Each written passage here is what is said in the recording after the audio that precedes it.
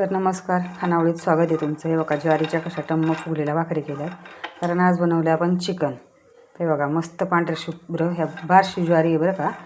तर ह्या भाकरी खायला खूप छान लागतात. आणि चिकन बरोबर ते बघा चिकनचा रस्सा घट्ट करायचा नाही, एकदम पातळ करायचा, खायला खूप टेस्टी लागतो. लोकांना वाटतं की घट्ट म्हणजे चांगलं, घट्टनी काय नाही, पातळ करावा पण मस्त असा. तर मी चिकन आणलं होतं अर्धा किलो.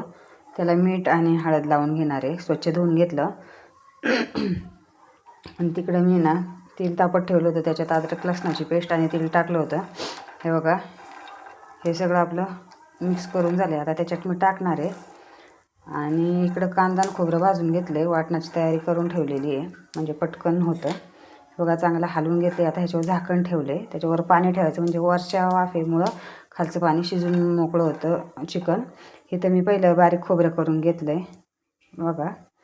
आता इथं पाणी टाकलं जे गरम झालं ते. इथं आपलं वाटण तयार झालं. खोबरं बिबरं, कांदा, कोथिंबीर, हिरवी मिरची एक टाकायची, टोमॅटो टाकायचा असेल तर टाकू शकता.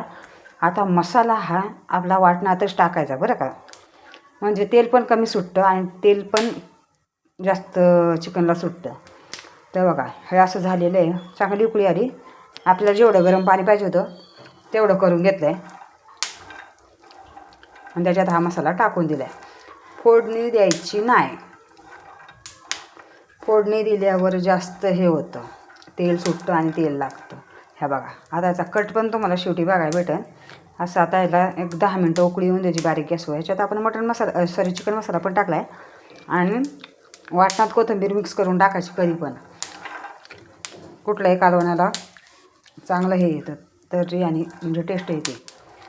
इकडं मी बघा ज्वारीच्या भाकरी केल्यात कशा, बारशी ज्वारी आहे पांढरी शुभ्र. बघा आपलं चिकन रेडी आहे. उकळी आली का नाही, जास्त घट्ट नाही खायचं, मस्त लागतं.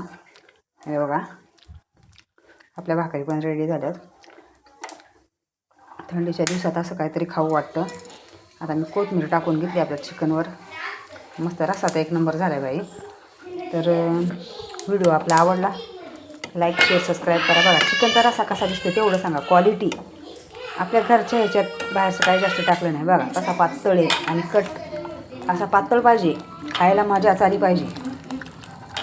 तर तेवढं आपल्या चॅनलला आहे ना पटकन आहे ना सबस्क्राईब करून घ्या. आणि आपला पुढचा व्हिडिओ येतो आहे संक्रांतीसाठी शेंगदाण्याची चिक्की, तर तो तुम्ही तेवढा पण बघून घ्या.